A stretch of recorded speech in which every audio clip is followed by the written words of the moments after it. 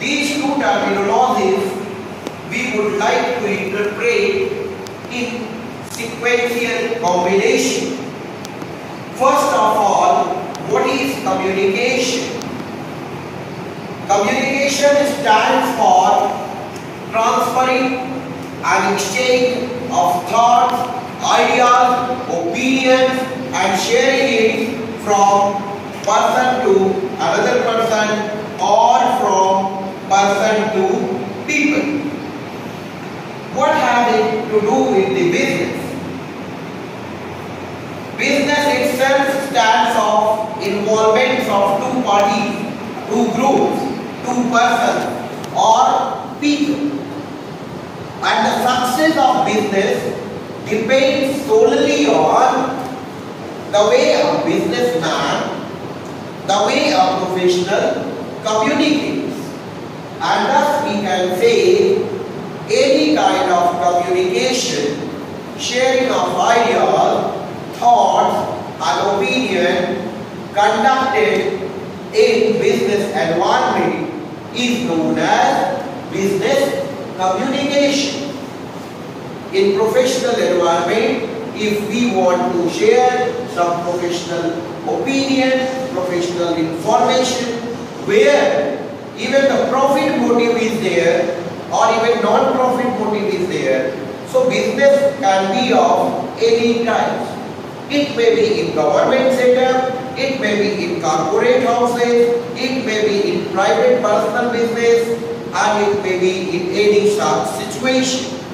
Situation being many, but you must be very, very strategic in your dealing. What is strategic communication then? Strategy in a war term came way back. And when it comes to strategic communication, means how do we want to communicate in a specific business situation, in a specific business environment, in order to achieve success, in order to spearhead competitiveness, and in order to survive, sustain and grow in a competitive environment. This business communication is conducted. Then, as it is quite clear that minimum two parties are required in business communication. And let us talk about one communication model, simple, very simple communication model. There must be a sender. And why should the sender communicate at all? Because he is having some idea in his mind and he wants to share it with the receiver. And that way, he is having some idea, he encoded that idea into the form of masses. Now he has to adopt a channel, a suitable channel, so that the idea can reach safely to the end receiver the way he wants it to reach. Means the message should not be distorted, it should reach safely to the receiver. That is why he will go for the selection of suitable channel, and then he will communicate that idea, that message via that channel, through that channel. And then the channel should be efficient enough to counter the barriers. The barrier may be noise, the barrier may be psychological, the barrier may be intercultural, and so on and so forth. And once it is crossed the barrier, it has to reach safely to the receiver, and receiver should be able to decode the message the way sender had sent it, the way sender wants him to receive it. So the motive is there, and only once the receiver is able to acquire it, the communication purpose is solved. But do you think that this is the complete communication? If this model really takes or talks about complete communication, can you give any example of 1 minute one-way communication. And think of, if you are dialing a person on a telephone, or you want to communicate your friend or some business professional, some business party telephonically, but you are not able to receive what the other party is telling, and your talk is reaching there safely, means one-way transfer of message is continued. How long can you sustain that talk? How long can you continue that talk? And no doubt you will have to break it.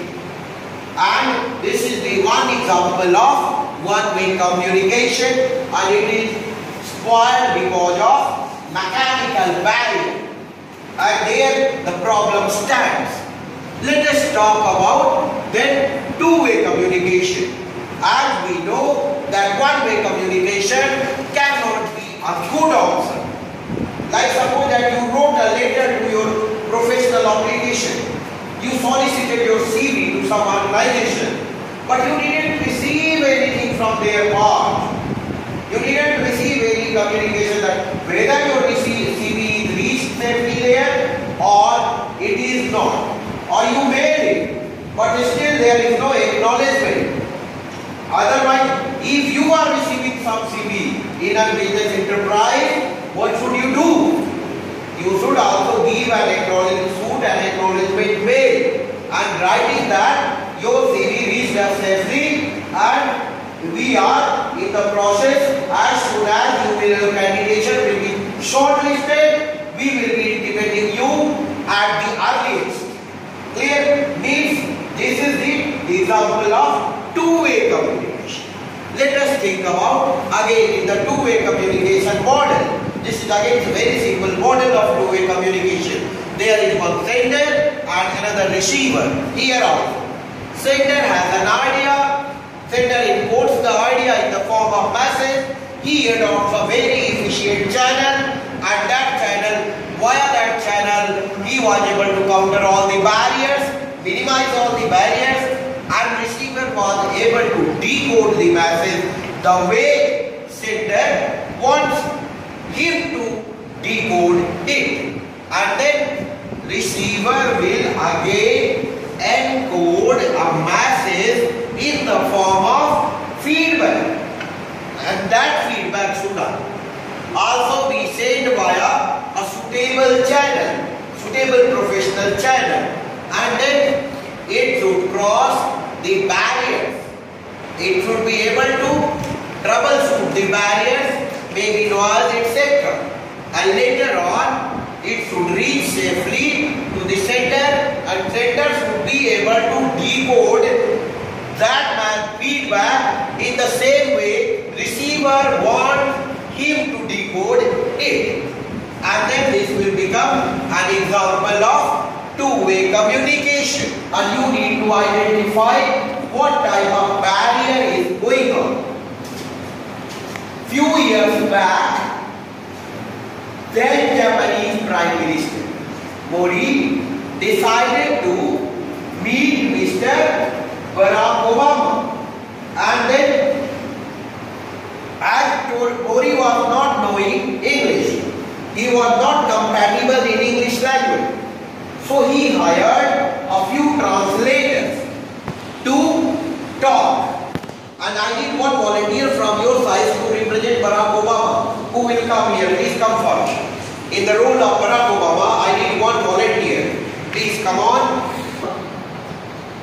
Suppose that he is American President Barack Obama and he is Japanese Prime Minister Mr. Modi. He was not comfortable in English, so he hired two professionals, two translators to train him. Translators train him like that. When you meet Mr. Obama, you shake hands with him and say that, how are you? He will say, me fine, and you. Then you will say, me too. Then, but what happened in the real situation?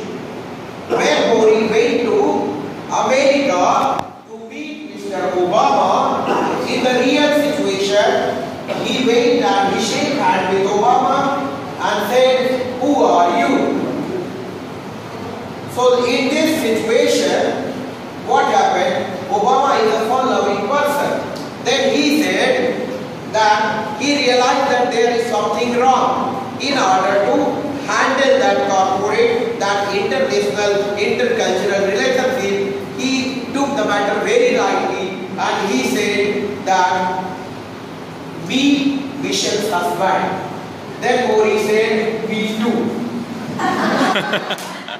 So in this situation, and this same incident was published in the Tribune written by Khushwant Singh Ji, then a regular columnist of the Tribune. So in order to avoid such awkward situation, if it our plea, we need to be able to count. Because of that, the process of communication start and the sender started the communication. Had there been no desire of feedback, the communication might not have been started. Let us talk about something of effective communication or effective business communication. And while talking about the effective business communication, the first thing I would love to project that is 7 C's of communication. Like first is candid, then clear, compact, concise, concrete, current, and courteous. When we talk about candid, if I want to tell you something related to business and I am hiding the facts, I am not telling 100% information, I am not sharing 100% information with you, what will happen? You will not be able to guess. In communication, don't leave any space for guessing. What you want to tell, don't talk in a terminology that I hope that you are understanding what I wish to say. This should not be, and this strategy will not work, and this should not be adopted. You must be guided in your approach. And then there comes clarity of thought. Clear? I must be clear what I mean to say. Language should be straight. And clarity must be important. Then there comes compactness of the communication. Thought must be compact. We must not write a whole big draft and not prepare for that. And then there comes the conciseness. Clear?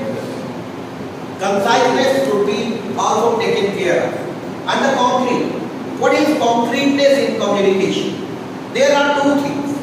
Something exists in abstract form and some of the things exist in concrete form. Abstract that we can't see.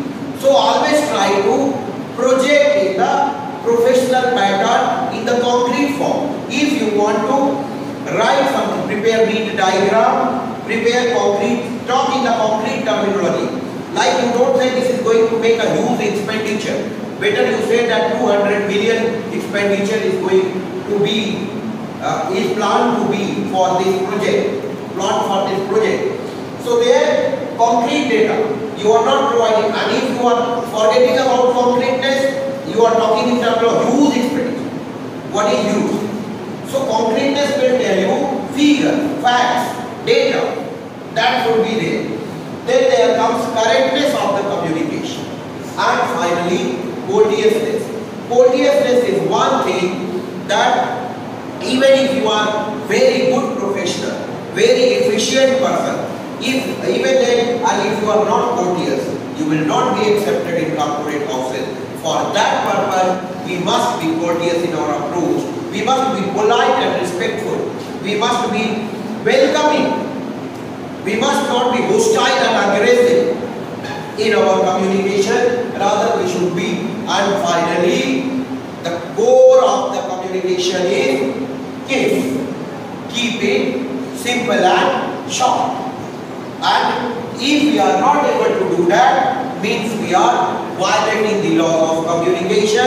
And if our feedback is not coming to us in proper way, we are not a good communicator. So, getting a proper feedback is not the responsibility of the receiver. There, rather it is the priority of the sender of the message. That's it for today. Thank you. Have a nice time. Any question?